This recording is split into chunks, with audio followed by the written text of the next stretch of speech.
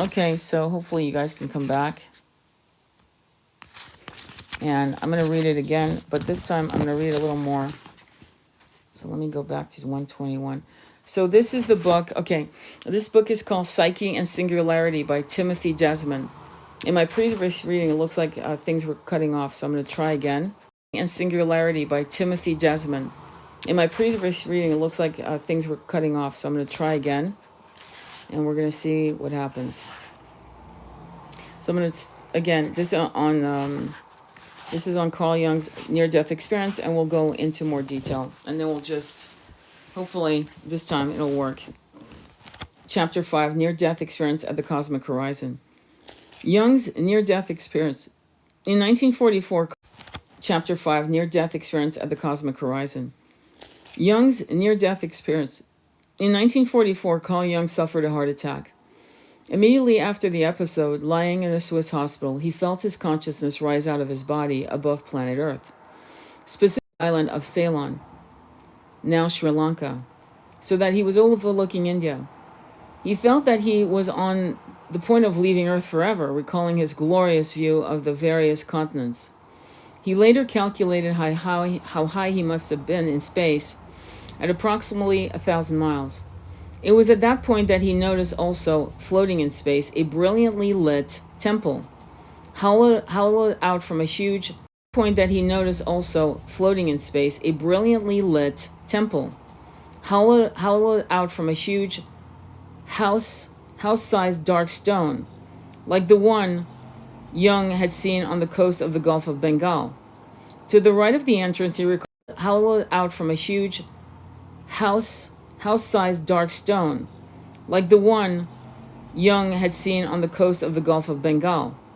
To the right of the entrance, he recalls a black Hindu sat silently in lotus posture upon a stone bench. He wore a white robe, and I knew that he expected me. The temple gave Jung the feeling that the whole phantasmagoria of earthly existence fell away. The temple gave Jung the feeling that the whole phantasmagoria of earthly existence fell away, or was stripped from me, in an extremely painful process. As soon as he lost everything, however, he gained it all. Extremely painful process. As soon as he lost everything, however, he gained it all blissfully back, and became one with his entire earthly biography simultaneously. I consisted of my own history. Drawn by a powerful attraction to an illuminated room in the back of the Black Rock Temple, Jung felt certain that he would meet there all those in reality who would teach him everything about how his earthly biography related to what had been before and what would come after. To his dismay, to what had been before and what would come after. To his dismay, however, he was prevented from entering the temple by the primal form rising up from Europe, of his physician, Dr. H., who had been delegated by Earth to call him back, at which point the vision ended.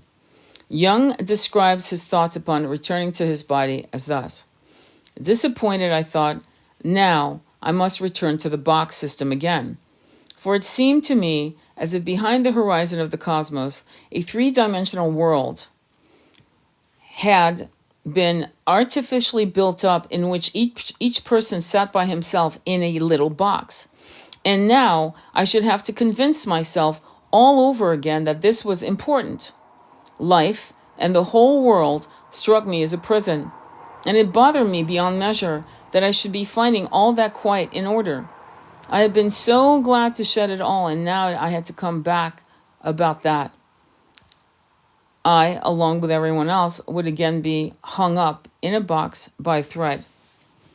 Jung's NDE recollection seems like a synthesis of Susskind's string theory and the cosmology of Plato's Republic as presented in the cave allegory and the myth of Yer. Recalling his near-death experience and the related visions that followed each night for the next 3 weeks, Jung writes, "It was not a product of imagination. The visions and experiences were utterly real. There were also nothing subjective about them. They all had a quality of absolute objectivity. We shy from the word eternal, but I can describe the experience only as the ecstasy of a non-temporal state in which the present, past, and future are one. One is interwoven into an indescribable whole and yet observes it with complete objectivity. Jung's use of the word interwoven to describe his experience of being eternally merged with past, present, and future of the whole during the nightly visions is consistent with the realization he had during the near-death experience that triggered the whole during the nightly visions is consistent with the realization he had during the near-death experience that triggered them and is strikingly similar to Susskind's holographic string theory. In apparent accord with Jung's account, Susskind describes each cubic volume of three-dimensional space as an illusion created by out to and are projected in from a two-dimensional holographic film at the horizon. It seems that the solid three-dimensional world is an illusion of a holographic film at the horizon. It seems that the solid three-dimensional world is an illusion of a sort, the real thing taking place out of the boundaries of space.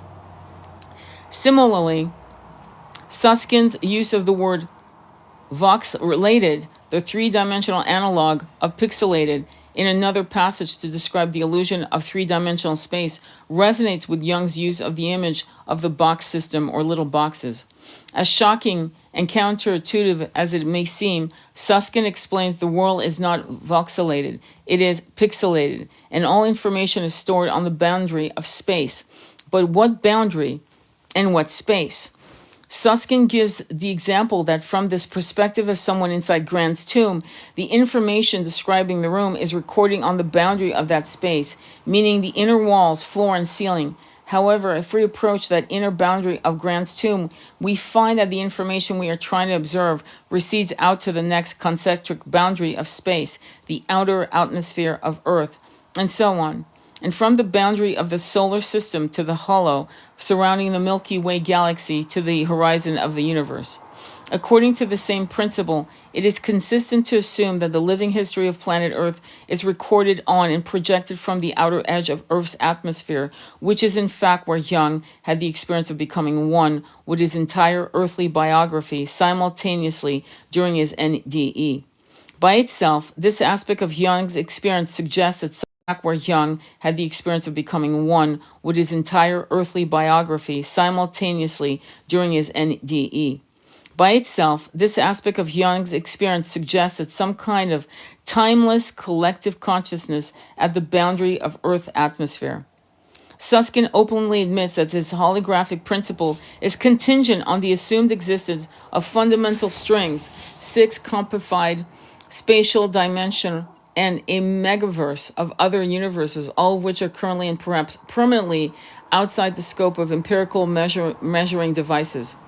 However, if we think outside the box, so to speak, it becomes apparent that the fundamental details of Susskind's string theory seems to find direct experiential confirmation in Jung's memory of his NDE, which in return gains a plausible scientific explanation. It is, of course, ironic that Susskind, who explicitly presents his string to the illusion of intelligent design, inadvertently corroborates Jung's experiential account of the illusion designing horizon of the cosmos, while Jung's out-of-body eyewitness testimony of his near-death experience seems to supply Susskind's string theory with precisely the kind of empirical evidence it so scandalously lacks. Hang on for a quick second. I found something else I wanted to read anyway.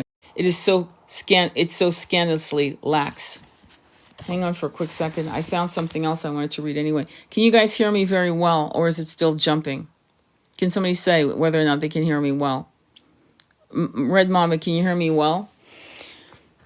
Just say yes or no, because I had to redo the whole live because people couldn't hear me. Can you hear me or no? If you don't hear me, I'll just shut. Okay, good. Okay, thank you. All right, hang on, okay, because I'm jumping, okay? Okay, so this book again is called Psyche and Singularity, Timothy Desmond. This book is amazing. It's about the concept of reality. I'm going to read this to you. Okay, now that I know you guys can hear me, I'm going to read this to you. So this is in the back of the book. You can find it on Amazon. Please buy the book directly from the author and not pre-owned. Please, not this time. This guy is amazing, and he's not getting the kind of notoriety he deserves. So let me tell you about the book. According to Stanford's physicist Leonard Susskind, our three-dimensional universe is essentially a holographic movie, an illusion projected by one-dimensional threads of energy from the spherical horizon of the cosmos, where the past, present, and future are eternally superimposed. Psyche and Singularity shows how Susskind's string theory of holographic information conservation corroborates some of the psychologist Carl Jung's most profound ideas. Timothy Desmond suggests that Susskind's inside-out black hole model of the universe forms a geometrically perfect mandala, a central singularity encompassed by a two-dimensional sphere which serves as a universal memory bank. In precise fulfillment of Jung's theory about the unifying quality of the mandala image as the archetype of wholeness, Susskind's model of the universe reconciles the notoriously incommensurable paradigm of general relativity and quantum mechanics, providing a mathematically plausible explanation for Jung's near-death experience of his past, present, and future life simultaneously at the cosmic horizon. Susskind's theory also provides a plausible cosmological model to explain Jung's theory of synchronicity. Meaningful coincidences may be tied together by the strings at the cosmic horizon from which they radiate inward. Okay, I'm going to jump back, okay? This book is probably the most important book you'll ever read about the nature of reality from the lens of Carl Jung and the lens of Susskind and the lens of other, geniuses, but 3D geniuses. I'm just going to say it like that. But then you've got Carl Jung, who is such a spiritual, beautiful, sentient being who was very comfortable in exploring archetypes and dream analysis and things of that nature. And his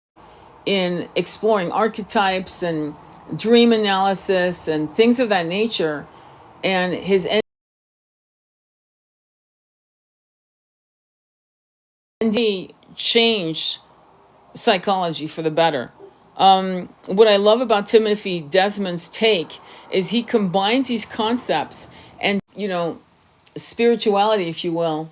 I don't even want to say it like that because it actually downgrades this book. He connects spiritual, metaphysical understandings with science to expand the 3D lens that we're looking at into the infinite, right? In the infinite truth of our making. And because many people were looking at into the infinite, right? In the infinite truth of our making. And because many people aren't sure about death, this is a very important book to read because it also talks about the mechanics of it all. The actual mechanics that you can't deny, okay? So I'm going to read this real quick. There are a lot of this was my twins' very good friend. They were boxers. They were boxing buddies. They would spar, and this man's amazing. Timothy Desmond. Please buy the book. It's on Amazon.com. And this man's amazing. Timothy Desmond. Please buy the book. It's on Amazon.com. And don't buy a used copy. Give the man the money. I'm just going to say it like that. Just pay the man the money, because he's not getting the accolades he needs. Let me read you page 208, Jung's Mandala Dreams, UFOs, the Dreaming Yogi, and the Black Hindu. In his essays, Flying Saucers, a Modern Myth of Things Seen in the Skies, which appears in Civilization in Transition, Jung suggests that some of the reported UFOs are probably physically real. The notion that they are the vehicles of saviors from a highly advanced civilization is probably a collective projection of an unconscious wish for an archetypal savior. No shit. Jung suggests that this collective delusion has arisen because of political, social, philosophical, and religious conflict of unprecedented proportion has split the consciousness of our age. Jung theorizes that flying saucers, which are mandala-shaped, are perfectly suited for absorbing the projection of the united symbol. Unconsciously generated saucers, which are mandala-shaped, are perfectly suited for absorbing the projection of the united symbol. unconsciously generated by the threatening tension of opposing demands on the collective consciousness of modern civilization, which includes the then emerging threat of nuclear war.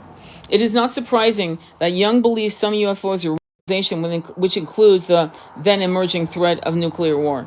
It is not surprising that Jung believes some UFOs are real physical objects embodying psychic projections of the self archetype, considering he observed a UFO containing an archetypal self figure during his near-death experience in 1944. This unifying flying object took the form of the Black Rock Temple his disembodied psyche encountered while floating 1,000 miles above the earth, with the black Hindu who was waiting for him inside. Approaching the Black Rock Temple impelled Jung's realization that our three-dimensional world is a box-like prison system tethered to the illusion projection horizon of the cosmos by threads. Later, in Memories, Dreams, Reflections, Jung discusses the relations between the self and the ego in the context of Hindu philosophy and two dreams he had involving mandalas. The first dream he mentions involves UFOs in a way that is reminiscent of the supposition in our three-dimensional cosmos is actually a hologram projection from the horizon. Jung explains that in the October of 1958, he dreamt about a gleaming disc that flew toward him over the lake next to his house. The third disc attached to a metal box that Jung calls a magic lantern, causing him to ruminate. We always think that the UFOs are projections of ours. Now it turns out that we are their projection. 14 years before he had his dream, Jung had his near-death experience, during which his encounter with a UFO, the Black Rock Temple housing the Black Hindu, made him realize that the three-dimensional world is an illusion projected from the horizon of the cosmos by threads. Although Jung did not compare the UFO to a mandala while he describes the UFO dream from 1958, in his description of the second dream, which occurred soon after his near-death experience in 1944, he refers to the later UFO dream and relates it to the mandala symbol. Jung's near-death experience occurred in March of 1944. Later that year, he had another dream about the problem of the self and the ego. In the dream, he was walking along a country road and noticed a small chapel. He was surprised to find no crucifix or statue or the Virgin Mary on the altar, although he did notice a beautiful arrangement of flowers there, in front of which sat a yogi in the lotus posture, deep in trance. The yogi had Jung's own face, which caused Jung to awaken with a profoundly frightening thought. He has a dream and I am in it. The face, which caused Jung to awaken with a profoundly frightening thought. He has a dream and I am in it. The black Hindu from Jung's near-death experience and the yogi of Jung's dream that same year seems to be parallel figures. Both are sitting in the lotus posture in a temple, and both seem to be ultimate source of reality. By identifying figure in his dream after his illness as in the symbol of his self, Jung indirectly draws the same conclusion about the black Hindu in the Black Rock Temple. According to Jung, the meaning of the yogi dreaming him into existence is that the unconscious is the generator of the empirical personality. Similarly, during his near-death experience earlier that same year, Jung's encounter with the black Hindu sparked the realization that reality is projected from the horizon of the cosmos by threads. These observations seem to correlate with the collective unconscious mind with the cosmic horizon, which Jung and Susskind to correlate with the collective unconscious mind with the cosmic horizon, which Jung and Susskind both describe as the generator of the illusion of the three-dimensional world. After noting that he had 44, Jung points out a parallel to the dream he had about the UFO in 1958. Quote, like the magic lantern, the yogi's meditation projects my empirical reality. Unquote. He concludes the analysis of the two dreams by saying that they both resemble the Oriental conception of Maya. Considering Jung was following in the footsteps of previous German-speaking philosophers, it is pertinent to note that Nietzsche and Schopenhauer both identified the Oriental concept of Maya with the Kantian Hebraio categories of space, time. Oriental concept of Maya with the Kantian Hebraio categories of space, time, and causality. If we identify the yogi with Jung's face who was dreaming Jung into existence in his 1944 dream with the black Hindu in the black rock temple from Jung's NED earlier that same year, and if we link both of those experiences to the UFO projecting the world into existence from Jung's 1958 dream, and finally, if we identify the illusion of three-dimensional space with Maya, as Jung does, then it is plausible to identify the black Hindu from Jung's NED with Vishnu.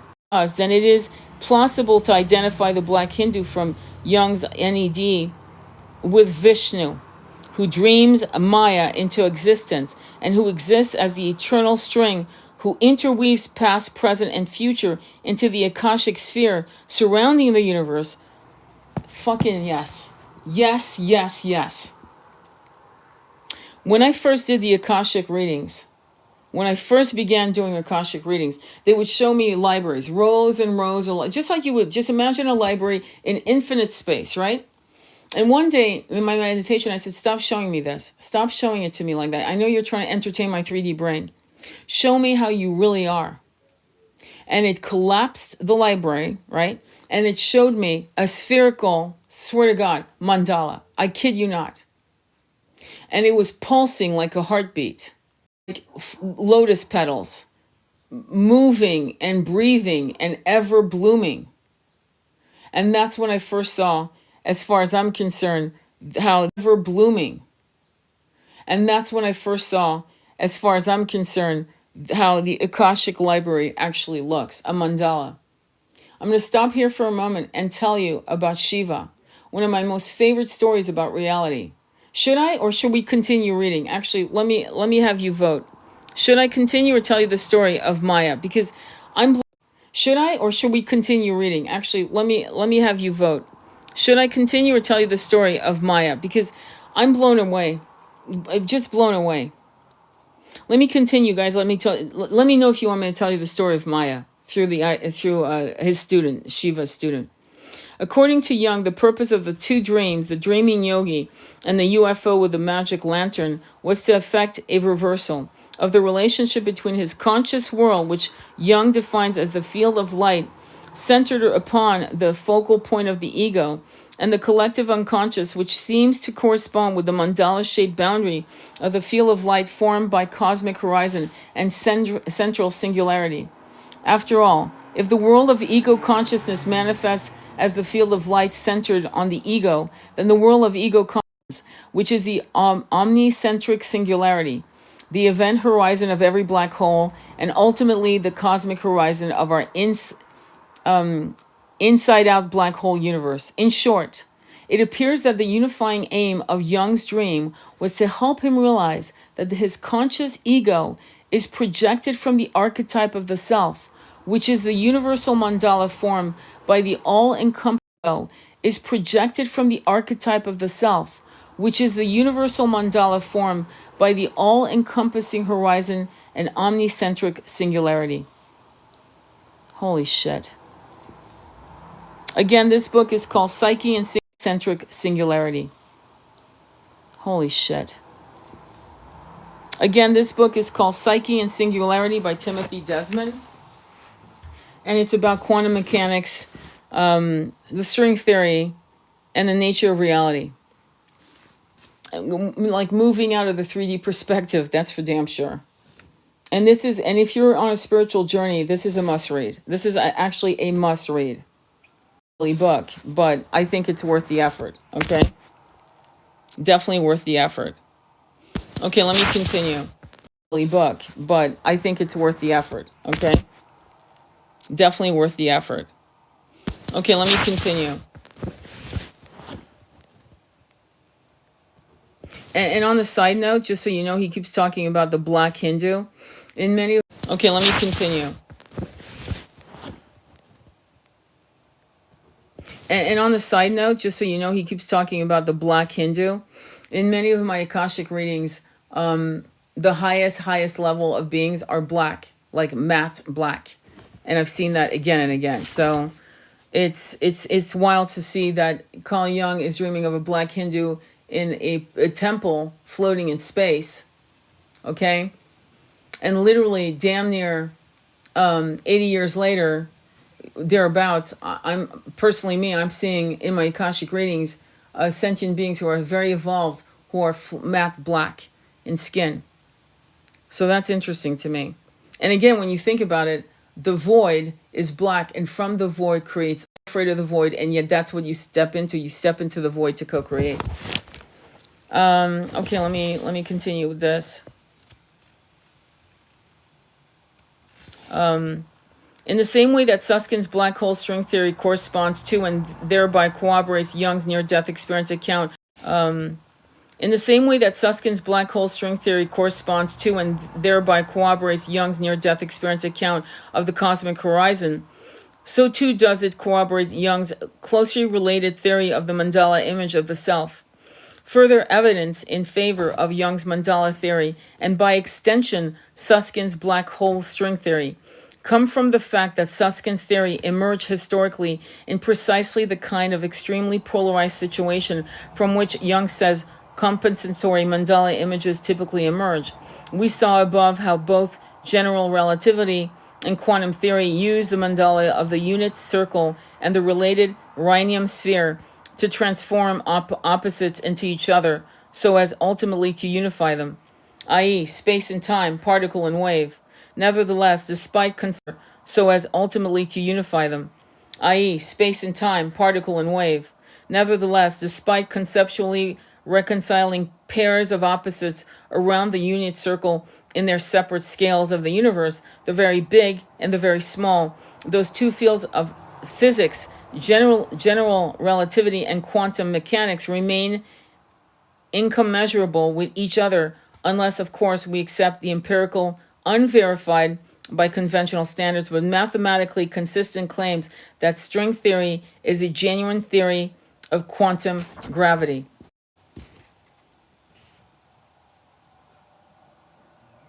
Hang on, I'm looking for something else as well to read. I'm looking for something else as well to read. It's important that we talk about the black hole. Okay, I'm gonna read this. Okay, let me read this. We saw the image of seeing God face to face at the cosmic horizon earlier in Augustine's Confessions. If our psyche is set up in accord with the structure of the universe, and if the structure of the universe is the mandala formed by the complementary relationship between the central singularity and the holographic horizon of the cosmos, then our psyche must mirror that relationship. This correlation of cosmos' psyche can be summarized with the equation self equal conscious dash unconscious equal singularity horizon. According to Jung, the psychic God image of the mandala enters into us from the archetype of horizon. According to Jung, the psychic God image of the mandala enters into us from the archetype of wholeness, not as a unity, but as a conflict.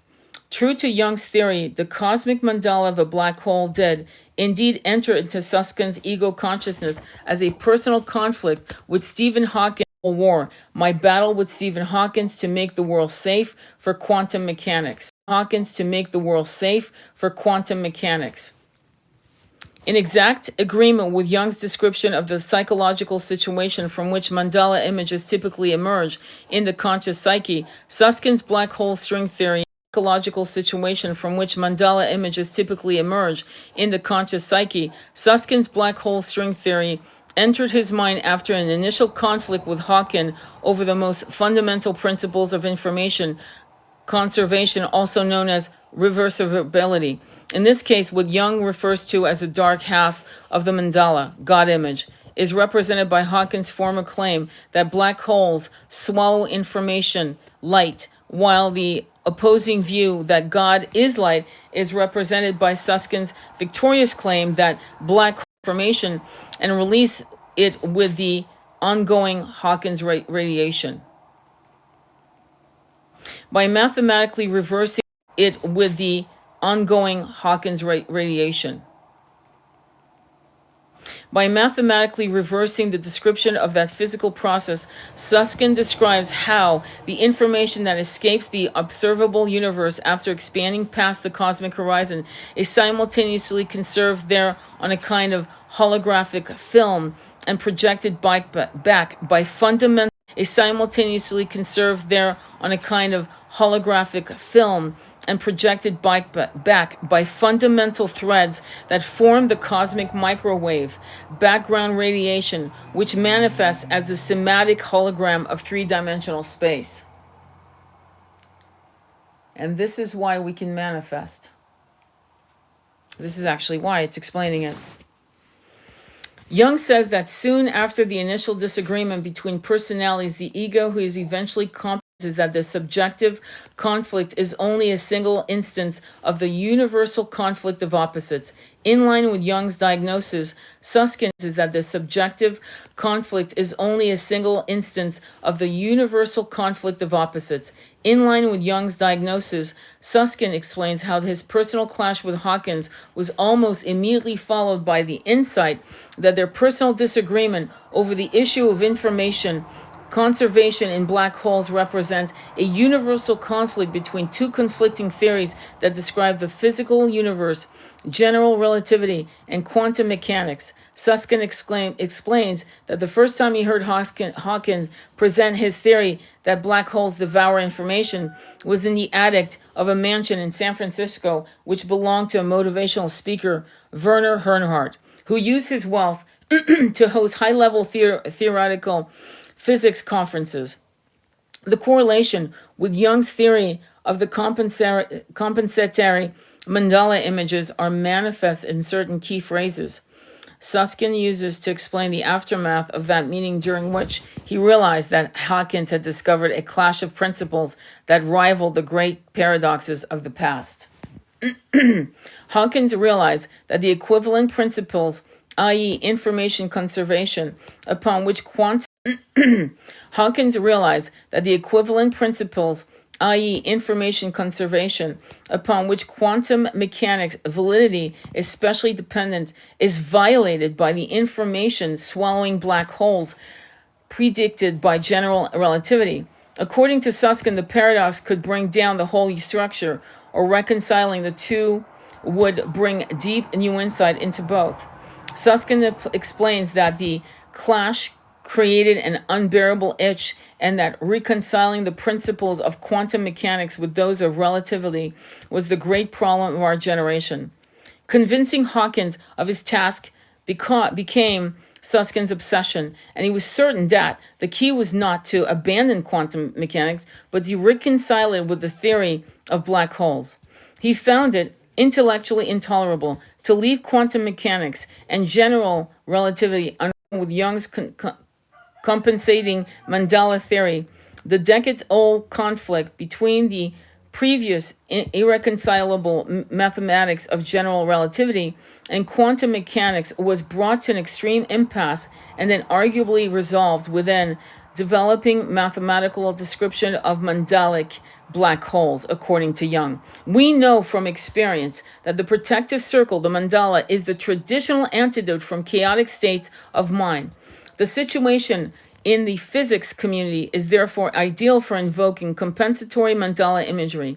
In Michio Kaku's words, physics is having a nervous breakdown caused by tension between the opposing principles of general relativity and quantum mechanics, both of which are required to describe the singularity inside black holes and at the Big Bang. The black hole's mandala forces the irreconcilable languages of general relativity and quantum mechanics. The black hole's mandala forces the irreconcilable languages of general relativity and quantum mechanics into a fatal confrontation that demands reconciliation, which is precisely what Susskind claims to have done using and quantum mechanics into a fatal confrontation that demands reconciliation, which is precisely what Susskind claims to have done using string theory. Wow. Echoing Science magazine even equates the quest for unification of general relativity and quantum mechanics with the mythic quest of the Holy Grail. A quantum theory of gravity that unites it with the other forces is the Holy Grail of physics.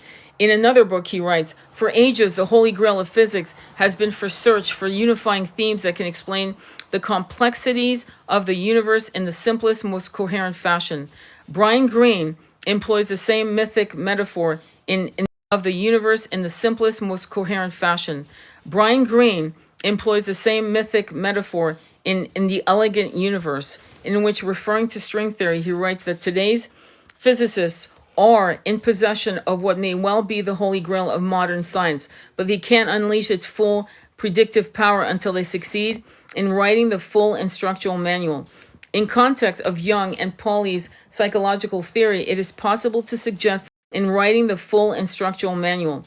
In context of Jung and Pauli's psychological theory, it is possible to suggest that string theorists like Kaku, Green, and Susskind are indeed in possession of the Holy Grail that unifies gravity, quantum mechanics, in the form of Susskind and the Houfi's black hole string theory, though they cannot unleash its full power until they acknowledge the mirror symmetry with Jung's mandala theory. Oh, bloody hell. I forgot this woman's name, but if you're interested, just text me or whatever, you know. She's a Swiss-German doctor on what's happening with CERN and the opening of portals. And outside their CERN, I'm sure you've heard, I hope you've heard of it. They have a statue of Shiva, the destroyer, the builder, destroyer. So what I'm reading to you is really on point, especially if you've been like looking at stuff regarding CERN, because this is concerning, because they're playing games with shit they don't know about yet at all. I'm going to jump around again. Jung's theory, synchronicity theory, his NDE and Susskind string theory. Okay, this is page 221. Jung explains how his synchronicity theory is connected to his relationship with Albert Einstein and Wolfgang Pauli in a letter he wrote to Carl Selig on February 25, 1953. Professor Einstein was my guest on several occasions at dinner. These were very early days when Einstein was developing his first theory of relativity. It was Einstein who first at dinner. These were very early days when Einstein was developing his first theory of relativity. It was Einstein who first started me off thinking about a possible relativity of time as well as space and their psychic conditionality. More than 30 years later, this stimulus led to my relationship with the physicist Professor W. Pauli and to my thesis of psychic synchronicity. Not only did his associate with Einstein between 19 Professor W. Pauli and to my thesis of psychic synchronicity. Not only did his associate with Einstein between 1909 and 1913 and Pauli between 1932 and 1958 help Jung shape his thesis of psychic synchronicity, but Jung, accepting Pauli's invitation, co-published his first comprehensive explanation of that theory, titled Synchronicity and a Causal Connecting Principle in 1952, along with one of Pauli's essays about the influence of archetypes on Kepler. Considering that Susskind hails Pauli as one of history's greatest theoretical physicists, he should be sympathetic to the synchronicity theory which Pauli helped Jung express with scientific rigor. Whether Susskind accepts or rejects the theory of synchronicity, however, if his string theory really does reconcile quantum theory with general relativity, as it seems to help explain the occurrences of synchronicities, as Jung and Pauli suggest, then we should expect Susskind's string theory to shed new light on Jung's theory of synchronicity as well. In the early version of Synchronicities, titled On Synchronicity, published in 1951, Jung says that synchronicities have to do with spontaneous... On Synchronicity, published in 1951, Jung says that synchronicities have to do with spontaneous, meaningful coincidences of so high a degree of improbability as to appear flatly unbelievable. How many of you have had déjà vu in the last 2 years? How many of you have had déjà vu in the last 2 years? Because people in the spiritual community are actually reporting that they're not having déjà vus anymore. As an example, Jung mentions one of his patients who was incapable of overcoming her overly dualistic, rationalistic, Cartesian attitude and was therefore incapable of perceiving the influence of the collective unconscious mind. Did you hear that? incapable of perceiving the influence of the collective unconscious mind. One night she dreamed that someone gave her a golden scarab beetle, a costly piece of jewelry, and she was telling Jung her dream the next day. A very similar looking beetle, which was not usually seen in that part of Switzerland, began persistently buzzing against the window, which was against the normal habit of insects who usually try to go away from a dark place towards light.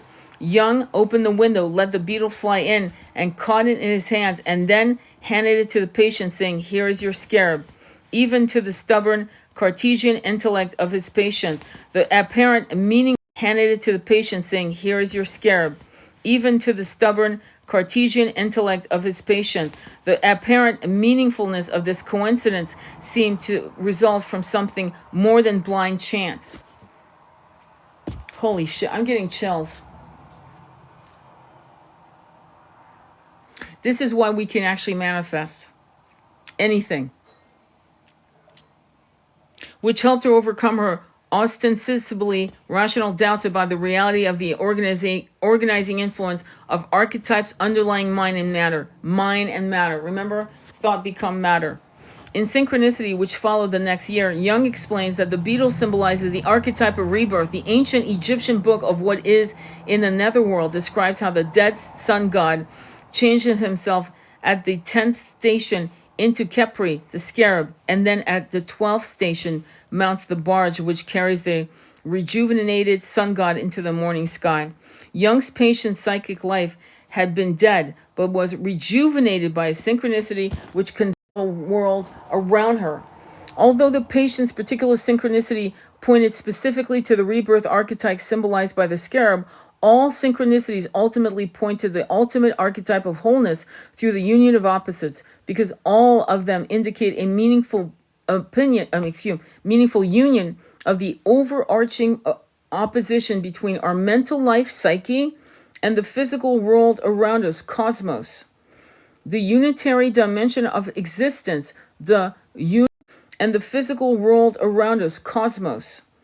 The unitary dimension of existence, the unus mundus, which Jung directly united during his near-death experience and toward which he considered synchronicity to the pointing, is specifically the horizon of the cosmos, where the past, present, and future are united at each point, and to which each cubic volume of psyche imprisoning space-time is tethered by a thread. Although Jung published his recollection of his near-death experience in Memories, Dreams, Reflections in 1961, he concealed that the ultimate experience of his life 10 years earlier while writing Synchronicity, perhaps because he suspected that his extraterrestrial tale might have discredited him among the scientific community. He was hoping to persuade. A lot of these guys kept shit under wraps. A lot. They had to, because they would have thought they would have been thought of as woohoo. Nevertheless, Jung's NDE provides the perfect mechanism to explain meaningful coincidences. All physical events and psychic experience from the past, present, and future of the universe are interwoven at each point of the cosmic horizon, from which where they are projected are interwoven at each point of the cosmic horizon, from which where they are projected inward by threads to create holographic movies of three-dimensional space. In one coordinates of bodies in motion are probably at bottom one and the same. Assuming the mask of a cautious skeptic, he goes on to say that synchronicity in space can equally well be conceived as perception in time, but remarkably enough, it is not so easy to understand synchronicity in time as spatial, for we cannot imagine any space in which future events are objectively present and could be experienced at spatial, for we cannot imagine any space in which future events are objectively present and could be experienced as such through a reduction of the spatial distance.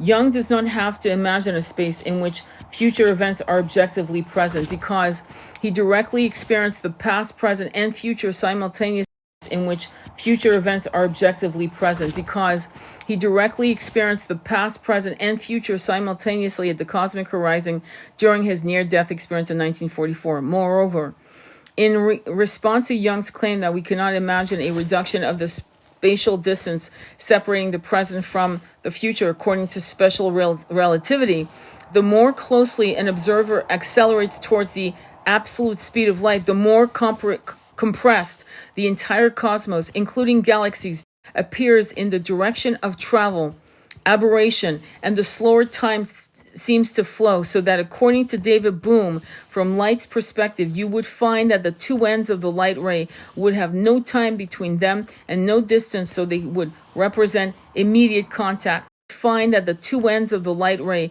would have no time between them and no distance, so they would represent immediate contact. From the perspective of the photon radiating from the Big Bang and echoing back from the cosmic horizon, all points of space and time unfolding as the holographic movie of cosmic history are in immediate contact. Jung's NDE convinced him, oh my God, that each psyche is imprisoned in a separate little box of Jung's NDE convinced him, oh my God, that each psyche is imprisoned in a separate little box of three-dimensional space, each of which is tethered by a thread to the illusion producing horizon of the cosmos. It is specifically from behind the horizon of the cosmos that Jung suspected the illusion of the three-dimensional world is artificially built up. If the illusionary projection of three-dimensional space unfolding through time is recorded, then synchronicities must also be coordinated there. That's what they're doing with CERN. This is like the Art of the Covenant. And by the way, I'm not saying this is the Art of the Covenant in that way. I'm saying it as a metaphoric term. So CERN is the way I'm saying it as a metaphoric term. So CERN is opening portals to control time and space and realities, but they can't. They can't because we are protected by a higher intelligence that won't allow it. And again, this is going back to Atlantis, in my opinion. They're doing the people in CERN with their little Shiva statue in the front of their, building in Switzerland. By the way, the Rothschilds are in Switzerland. They have a castle there. Something I'm dropping for the hell of it. But let me finish this. This is important too. For 3 weeks after his initial heart attack, Jung had hour-long ecstasies beginning each night around midnight. Although he dreaded the dawn which brought the return of the gray world with its boxes. Although my belief in the world returned to me, he writes, I had never since entirely freed myself of the impression that this life is a segment of existence which is enacted in a three-dimensional box-like universe specially set up for it. In both places where Jung mentions his experiential realization of the box-like illusion of cubic space, he also mentions it. In both places where Jung mentions his experiential realization of the box-like illusion of cubic space, he also mentions his suspicion that the whole prison system has been artificially and especially set up for us. The implication is that there is an artist or a community of artists living behind the horizon of the cosmos who construct the illusion of our three-dimensional world. That being or beings behind the horizon would therefore also be responsible for orchestrating synchronicities. The archetype of the self, the universal mandala, whose periphery is the cosmic horizon. Describing his initial universal mandala, whose periphery is the cosmic horizon. Describing his initial out-of-body experience and the nightly visions that followed for 3 weeks, Jung writes that one is interwoven into an indescribable whole and yet observes it with complex objectivity. It seems plausible, therefore, that in absolute particles of the archetype of the self, each subsidiary self somehow participates in artificially setting up our own three-dimensional box of illusion from our eternal position at the cosmic horizon. In the aftermath of his blissful near-death experience, Jung, like Plato and the Gnostics before him, derided the three-dimensional interior of the universe as a prison for the soul. A less derogatory way of explaining the same basic idea is to say that we creatures in the holographic movie of three-dimensional space are the dreams of our own true selves slumbering at the cosmic horizon, where all points of space-time are experienced concurrently. Yeah, hello. This is why you can have concurrent incarnations. Exactly. This is why souls can split into different experiences in the material world.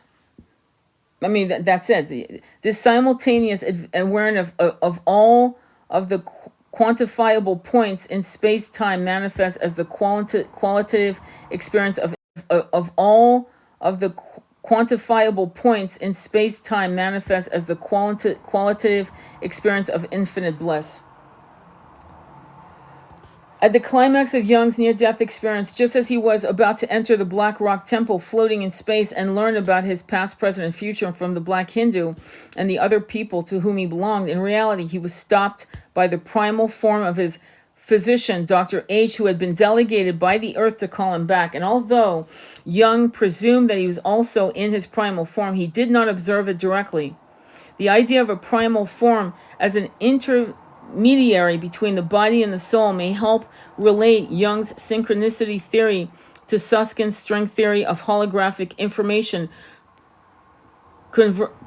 conservation as concept of the primal form to the Hindu concept of a subtle material body is warranted by the fact that it was only after his encounter with the Black Hindu that Jung realized how each box of three-dimensional space is hung up and projected in from the horizon of the cosmos by a thread, which is the strongest, and projected in from the horizon of the cosmos by a thread, which is the strongest of all the correlation between Jung's psychology and Susskind's holographic string theory.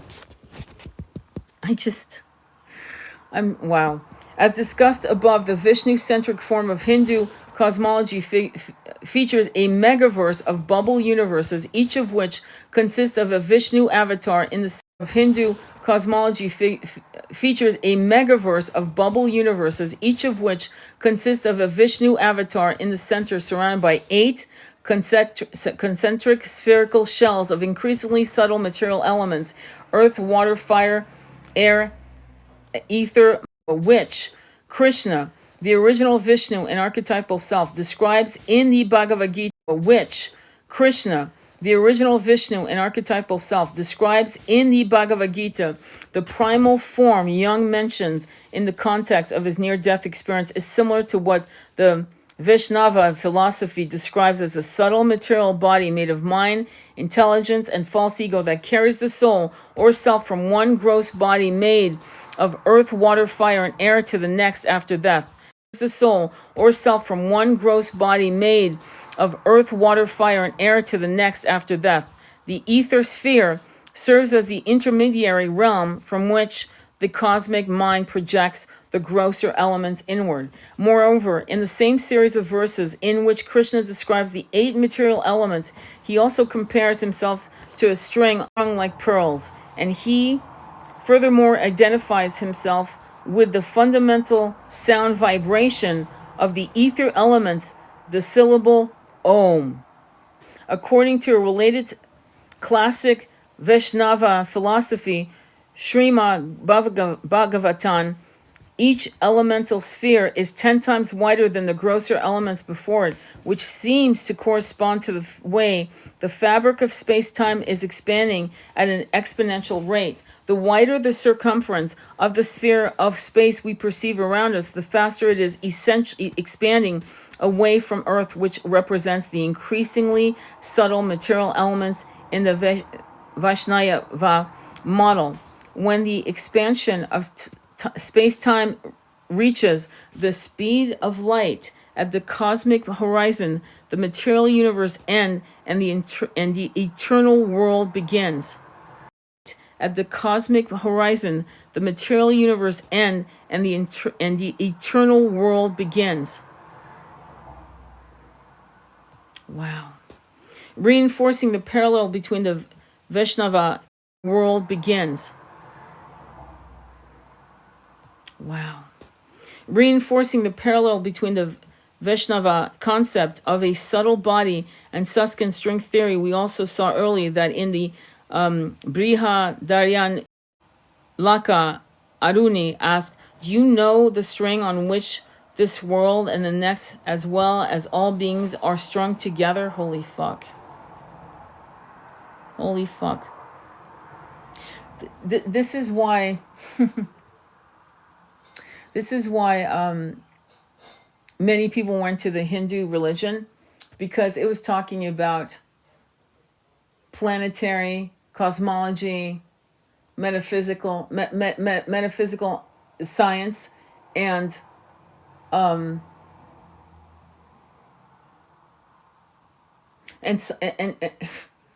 don't even know how to say, and scientific understandings. So when you read the old Vedas, like the Bhagavad Gita and the Bhagavatam, you see, you're reading shit about stuff that we're now accepting, which was written back 3, 4, 5, 6,000 years ago. That's why some of the great minds, some of the best minds on the planet, have all read the Bhagavad Gita. They've all read it. Every single one of them. And I mean the great minds, not the ones that pose as great. Yajna Valkya, not the ones that pose as great. Yajna Valkya later explained that the fundamental string that controls and unites everything is interwoven specifically at the ether element of the universe, or Akasha. Akashic, translated as space. The things above the sky, the things below the earth, and the things between the earth and the sky, as well as all those things people here refer to as past, present, and future on space. Gargi are all these woven back and forth. Within the cosmological context of the Vaishnava school of Vedanta philosophy, it is reasonable to suggest that meaningful coincidences are coordinated specifically by a thread that interweaves the past, present, and future at the outmost sphere, encompassing this empirical, observational universe from which the illusory world of space-time is projected. In other words, meaningful coincidences between cosmos and psyche meet at the intermediary ether sphere, where the subtle coincidences between cosmos and psyche meet at the intermediary ether sphere, where the subtle material body made of mind, intelligence, and false ego interacts with the gross material body made of earth, water, fire, and air. This is why you can manifest. And we are so in this little 3D box with our little 3D brains, right? That we can't conceive this. And this is why these kids, like the hippies taking LSD, about this right here.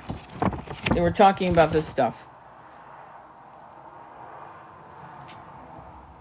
This book, again, is called Psyche and Singularity. And I'm going to upload it on YouTube so you can listen to it. But most importantly, I'll send you a link on Amazon, unfortunately, But I'm going to upload it on YouTube so you can listen to it. But most importantly, I'll send you a link on Amazon, unfortunately, But I mean, there it is. And you can buy it on Amazon. Give the man money. He's amazing. He's brilliant. Timothy Desmond is the author of this book. And he published this back in 2019. And it has never gotten the play. I mean, everyone's doing all these books that are really, I don't know. Some of the shit out there is so pedestrian. And this guy actually breaks down the nature of reality, the nature of our souls. There is so pedestrian.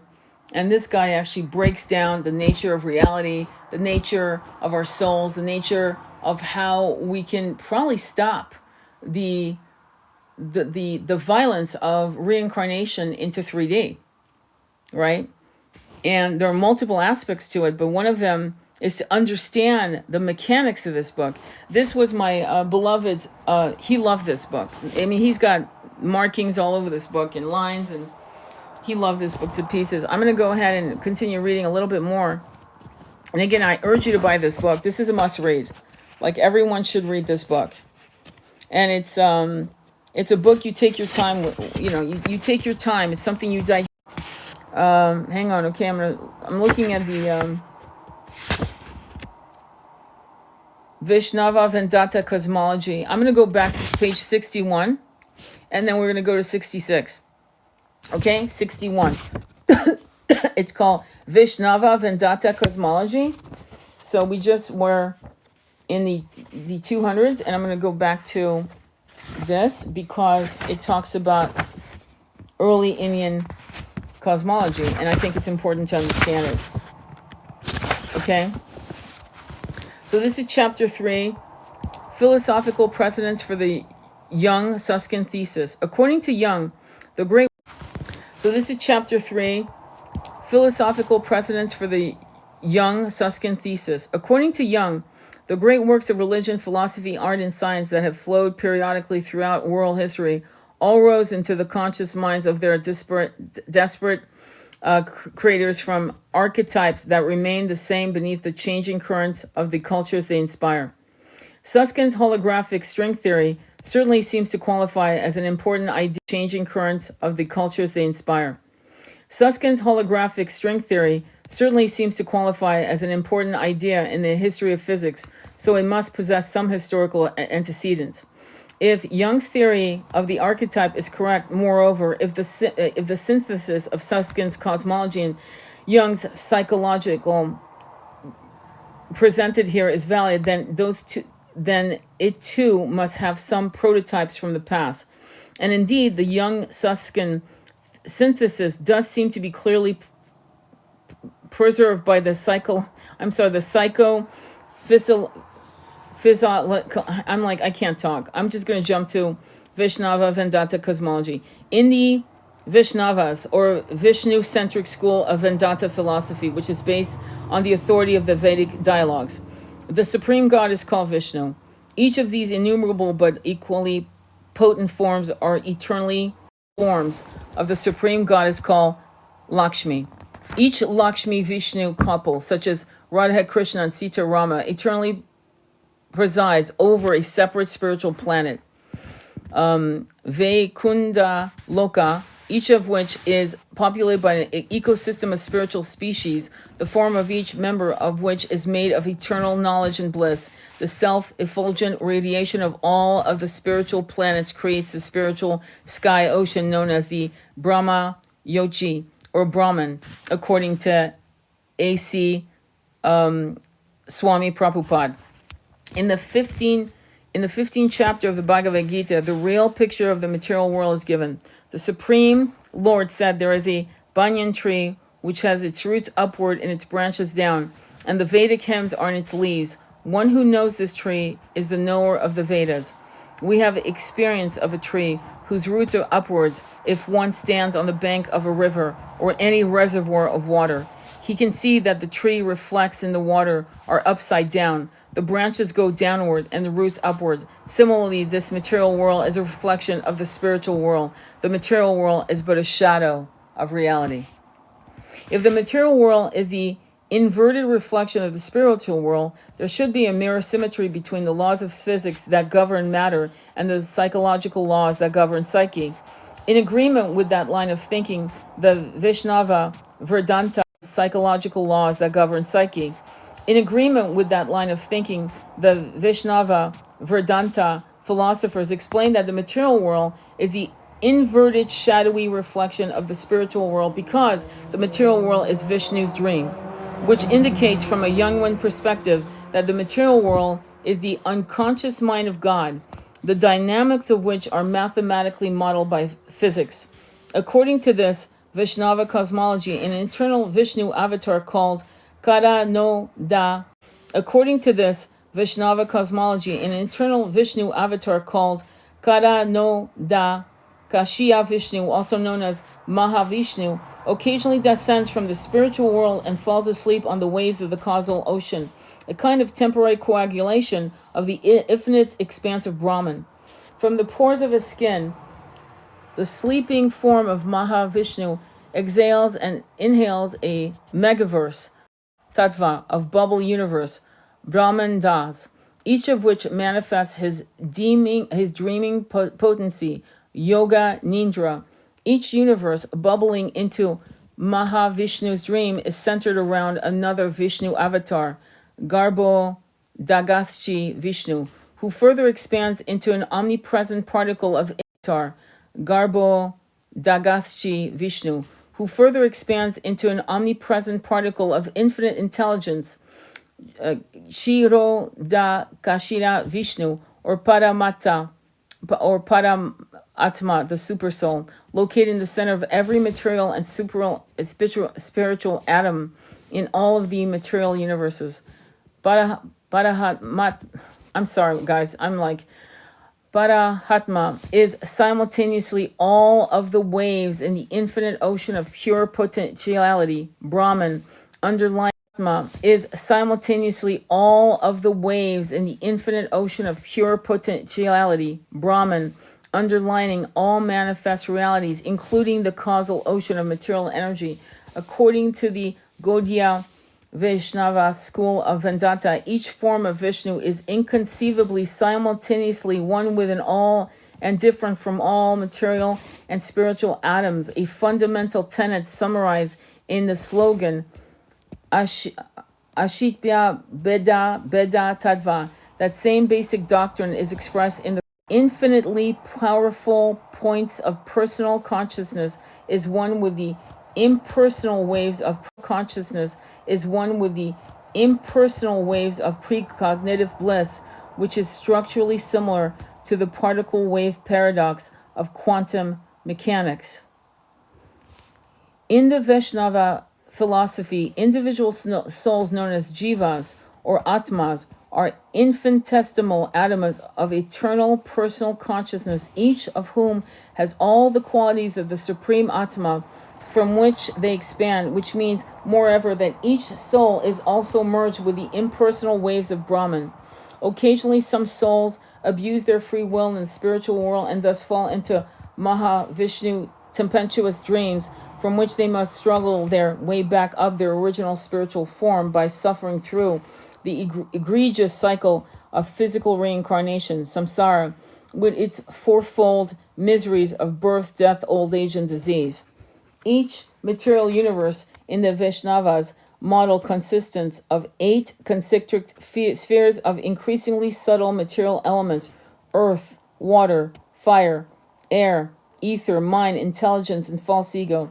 The ether element, known as akasha, is the intermediary fire, air, ether, mind, intelligence, and false ego. The ether element, known as akasha, is the intermediary sphere between one side, the grosser elements, terminating with the innermost sphere of the earth element, and on the other side, the subtler elements, ending at the outermost sphere of false ego. The earth element is not planet Earth. It is the innermost sphere encompassing a hollow area in the middle of the universe, which is half filled with water. Gardo Da Kalach Vishnu reclines in the middle of the surface of that water on the belly of an enormous spiritual serpent. Ananta, Shesha, or Shenanga, yet another form of Vishnu, while a form of Lakshmi massage stems from Gardo Da Gashali Naval, and the first demigod Brahma is born in the blossom. Brahma then creates all of the planetary systems in the cosmic lotus stalk. According to Srimad Bhagavatam, also known as the Bhagavad Purana, each of the 5 gross elements is coupled with one of the 5 sense perceptions, so that earth is paired with smell, water with taste, fire with sight, air with touch, and finally ether with sound. Furthermore, as discussed above, there are 3 super etheric shells of subtle material energy surrounding each universe, composed of mind, intelligence, and false ego. There seems to be a correlation between what current cosmologists describe as the exponential expansion rate of the fabric of time-space, as the space-timeless speed of light at the cosmic horizon, and the 8 increasingly subtle elemental covering of light at the cosmic horizon, and the 8 increasingly subtle elemental coverings of the universe described in Srimad Bhagavatam, each of which is 10 times thicker and therefore farther out in space than the preceding sphere. Krishna, the most famous form of Vishnu, describes the same Vaishnava cosmology in the Bhagavad Gita, where he also declares himself to be the Supreme Self, and importantly, a spiritual string on which all the cosmos is strung. Everything rests upon me as pearls are strung on a thread. I am the sound and ether and ability in man.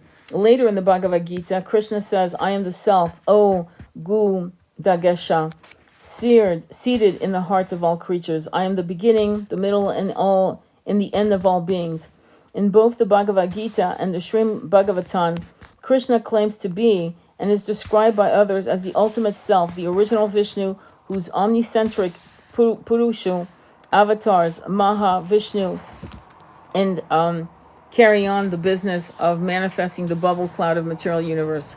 In the Bhagavad Gita, Krishna furthermore describes himself as the string that threads each of these other Vishnu manifestations together like pearls on a thread, after which he describes himself as the sound of ether, Akasha, and as the syllable Om, which we read, after which he describes himself as the sound of ether, Akasha, and as the syllable Om, which could imply that Krishna, as the all-united cosmic thread, is creating the sound of the ether by vibrating.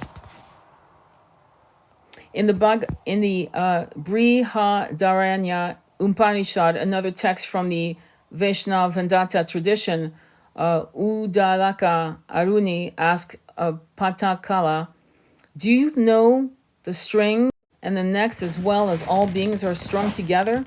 He then asks, do you know the inner controller of this world and the next as well as all beings who control them from within? Concluding, he says, if a man knows what that string is and who that inner controller is, he knows Brahmans. He knows the world. Concluding, he says, if a man knows what that string is and who that inner controller is, he knows Brahmans. He knows the worlds. He knows the gods. He knows the Vedas. He knows the spirits. He knows the self. He knows all. The conversation about this ultimate string is later picked up by the sage Vaikal, who refers to the threading layer of information contained as the cosmic horizon as Akasha, which is translated as space, although it is sometimes also translated as ether. Horizon as Akasha, which is translated as space, although it is sometimes also translated as ether. He describes Akasha as the things above the sky, the things below the earth, and the things between the earth and the sky, as well as all those things people here refer to as past, present, and future on space. Gargi, are all these woven back and forth. This is insane. This stuff was written, they're talking about the string theory 3,000 to 4,000 years ago, depending on what you believe when these books were written. When Gargi asks in whom the timeless, spaceless Akasha is woven warp and woof, Yashana replies, pitiful is the man, Gargi, who departs from this world without knowing this imperishable Akasha, a name for the personified Akasha. Besides this imperishable, there is no one that sees, no one that hears, no one that thinks, and no one that perceives. Oh, this is imperishable, Garja. Space, Akasha, is woven back and forth. Imperishable. The three forms of Vishnu, known collectively as the Purusha avatars, responsible for creating the megaverse of universes of all of the characteristics of the gravitational singularity in Susskind's cosmology. The omnipotent, omniscient, information-conserving, omnicentric source, and all-consuming boundary of the megaverse of universe. Importantly, for the comparison with Susskind's string theory, traced below, we further see in the Bhagavad Gita and the Brihadaranya Upanishad that the idea of an all-knowing God takes the form of a string that interweaves the past, present, and future together specifically at the spherical horizon of the gross physical cosmos and the ether sphere, beyond which are three more subtle material spheres. Holy shit. Ether sphere, beyond which are three more subtle material spheres. Holy shit. Yeah. Anyway, any questions or comments? Thanks for staying. Thanks for sharing this with me. I really appreciate it. He goes right into Plato's Tiamus. Although Plato does not mention a megaverse of bubble universe, oh bloody hell! Here comes the puzzle. Excuse me. Hang on. I'm gonna read it all over again. This is in chapter. This is chapter 66. Okay. Excuse me, hang on. I'm gonna read it all over again. This is in chapter. This is chapter 66. Okay, Plato's Tiamus. Although Plato does not mention a megaverse or bubble universe, in all other respects, his description of our universe are very similar to the Vaishnava's interpretation of the Vedanta school of Vedic cosmology, because Susskind's academic achievement stems directly from the Platonic tradition. I examined Plato's dialogues more extensively than the Vedic dialogues. As depicted in Plato's dialogues, the Apology and the Phaedo, in 399 BCE, his Socrates was ordered to drink a lethal dose of hemlock in an Athenian prison cell after being convicted by a slim majority of the Democrats' assembly on charges of corrupting the youth and believing in gods of his own invention instead of the gods of the state. Assembly on charges of corrupting the youth and believing in gods of his own invention instead of the gods of the state.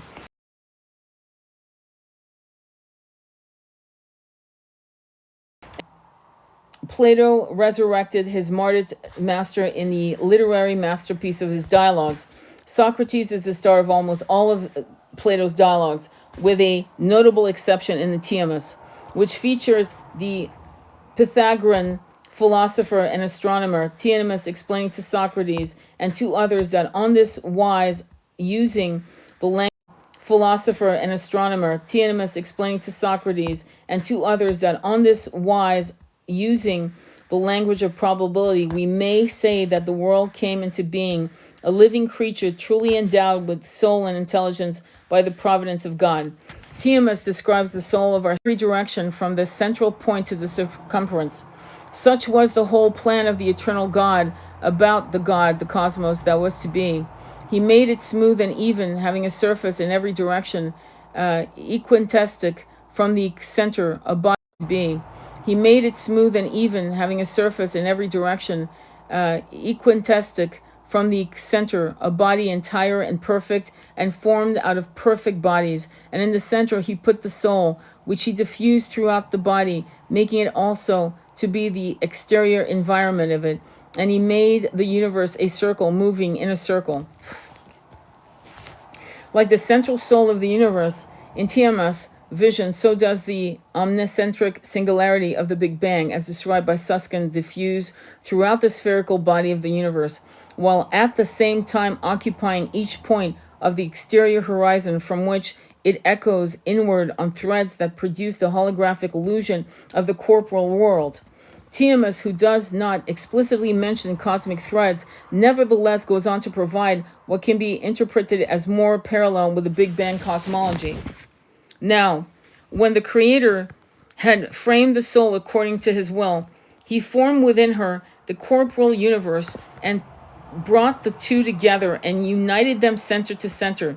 The soul interfused everywhere from the center to the circumference of heaven, of which also she is the external envelopment. Herself turning in herself began a divine beginning of which also she is the external envelopment. Herself turning in herself began a divine beginning of never ceasing and rational life enduring through all time.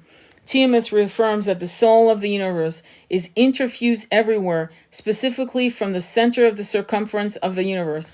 He also says that the Creator God first framed the soul of the universe in the shape of a sphere with a point in the middle, in other words, a spherical mandala, and then formed the corporal universe within that shape, specifically by uniting them center to center, which provides a Platonic precedent for the superimposition of the central point of Susskind's black hole model, point of Jung's mandala model of the self. It is also important to note that like Plato's cosmology point of Jung's mandala model of the self, it is also important to note that like Plato's cosmology in the Tiamus, Susskind's cosmology of the cosmic horizon is inherently geocentric. As discussed above, one effect of the cosmic horizon is inherently geocentric. As discussed above, one effect of the expanding nature of space-time is that observers occupying any point of space necessarily terminating at the speed of light at the cosmic horizon, Susskind residing on planet Earth, therefore naturally defines the cosmic horizon as the spherical borders of the universe from a residing on planet Earth, therefore naturally defines the cosmic horizon as the spherical borders of the universe from a geocentric perspective. Anyway, this is again borders of the universe from a geocentric perspective. Anyway, this is again called Psyche and Singularity, Jungian psychology and holographic string theory. Timothy Desmond, he uses spirituality, science, and just combines the concept. I mean, he's breaking down the reality of our existence and in my view, the perceived limitations that we are burdened with. Our perceived limitations are by design and by our own choice. And so when you start reading books like that and you go into your meditation, you're expanding and you're actually hacking out. This is like a book on how to hack out of your fucking 3D mentality, actually, to be honest. Because once you understand this concept and you can actually experience it in some level during your meditations, yeah, you're hacking out of this whole system. Yeah. Anyway, again, the book is called Psyche and Singularity, Timothy Desmond. You see the title here. I'll put a little. Again, the book is called Psyche and Singularity, Timothy Desmond. You see the title here. I'll put a little. I'm gonna. I can't talk. I'm overwhelmed. I just woke up basically like 3 hours ago, but I woke up and meditated, and then something told me to read this book to you guys out of nowhere. I was going through my stuff and I went, let me read this. Please get it on Amazon. I'll give you a link. I'll do a little small upload on my TikTok, but if you want to listen to the whole Amazon, I'll give you a link. I'll do a little small upload on my TikTok, but if you want to listen to the whole thing or get a link to the whole thing to buy on Amazon, I'll put it up on my YouTube page. Follow me on YouTube, Sacred Intimacy Tarot there. And this book is basically your tool to understand the nature of reality, to understand the holographic universe, to understand how our perceived concept of truth is really it's concerning. It's very concerning. And add to that you have been brainwashed. I have been brainwashed for thousands of incarnations in 3D, right? That we have lost the plot. We actually don't know where the exit door is. Many of us don't know what the exit door is. And I'm going to give you some names of chapters before I go, because I want you to fucking understand this guy's like fucking not, he's not messing around, okay? On the nature of psyche, Jung's letter equating psychic energy and mass, Jung's near-death experience, Stanislavski, Jung's letter equating psychic energy and mass, Jung's near-death experience, Stanislav Grof on LSD and near-death experience, Behind the Blinding Veil, Cartography and Consciousness, the Self Mandala as a complementary union of all archetype pairs of opposites, Black holes as magic circles, Jung's method of identifying mandalas as images of the self, cosmology mandalas in Confucius and Taoist text, the mathematical mandala of the one in quantum mechanics, the sphere whose center is everywhere and circumstance everywhere, Jung's mandala dream, UFO, the dreaming yogi, and the Black Hindu, Jung's synchronicity, which we read about in his NED and strings in Susskind's string theory. Jung's synchronicity, which we read about in his NED and strings in Susskind's string theory.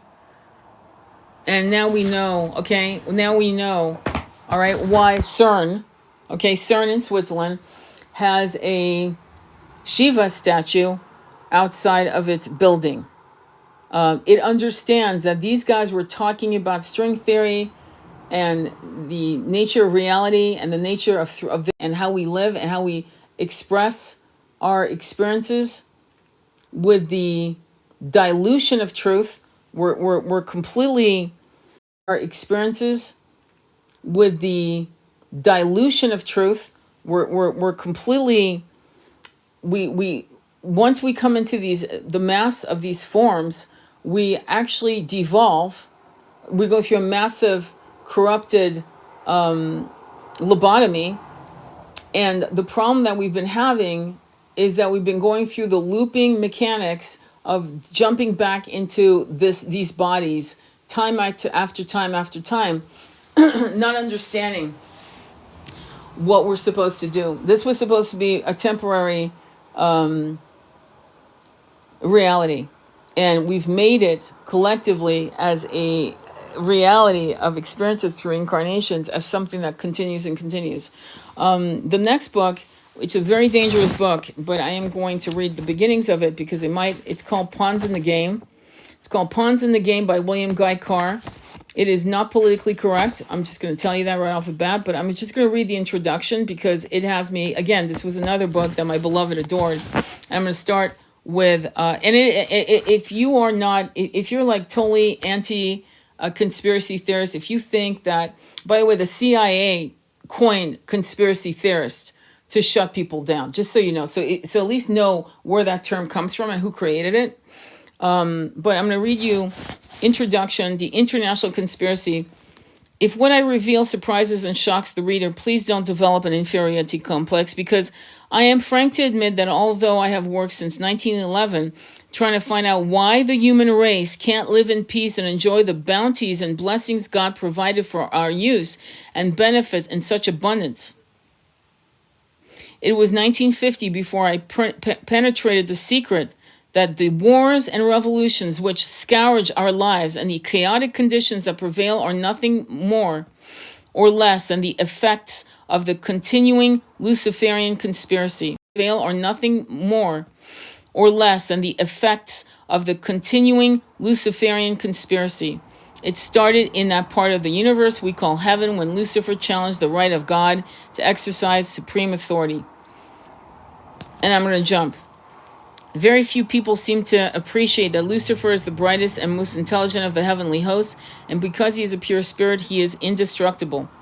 The scriptures tell us his power is such that he caused 1/3 of the most intelligent of the heavenly hosts to defect from God and join him, because he claimed God's plan for the rule of the universe is weak and impractical, because it is based on the premise that lesser beings can be taught to know, love, and wish to serve him voluntarily out of respect for his own infinite perfection. The Luciferian ideology states might is right. It claims beings of proven superior intelligence have the right to rule those less gifted because the masses don't know what is best for them. Let me put it this way. This man wrote this in the 1950s, and so his lens was based on biblical context, right? But what I'm going to say to you is that what he was a former general, I think. Hang on, let me tell you. Yeah, he died in 1959. He was born 1895, so he was definitely a Schofield Bible type of deal. He died in 1959. He was born 1895, so he was definitely a Schofield Bible type of deal. He was a commander, a naval career during World War I. And he went down the rabbit hole of trying to figure out what the fuck is going on. Why can't we have peace? It's a great question, right? Why can't we have peace? Now, bear in note, he was a naval commander.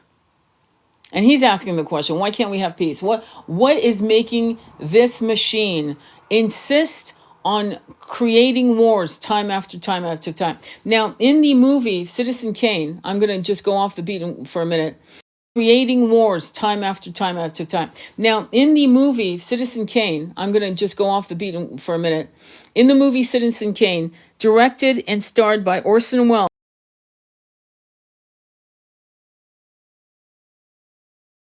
Watch Citizen Kane. Because in Citizen Kane, what does he do? He writes about William Hearst I. That's actually why he was blackballed in Hollywood for his entire career. But it's about William Hearst, the San Francisco Chronicle, and they owned a lot of newspapers.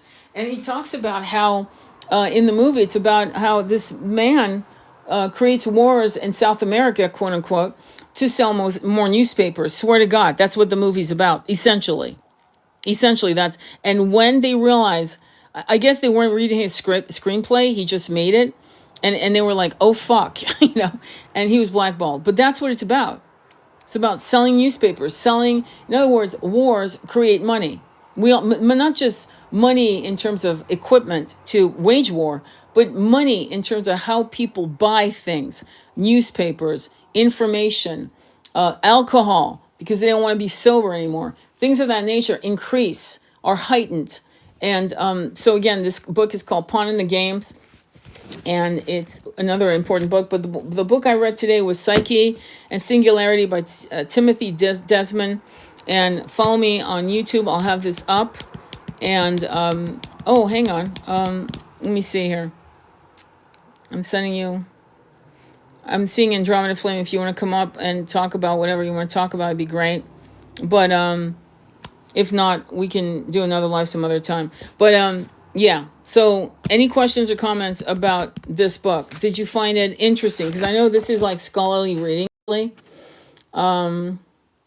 it's one of the most important books. I'd like to actually probably introduce it to our book club, even though it's got a lot of meat in it. It's meaty. Again, it's a slow walk, though. This is not something you tear through. This is something you do it. You might actually read the chapter again and again to understand it. And it's an incredible book. Again, I highly recommend this book. I will upload this live on YouTube. Follow me on YouTube. And we'll go from there, okay? Sending you much love on your journey. Namaste. Be well.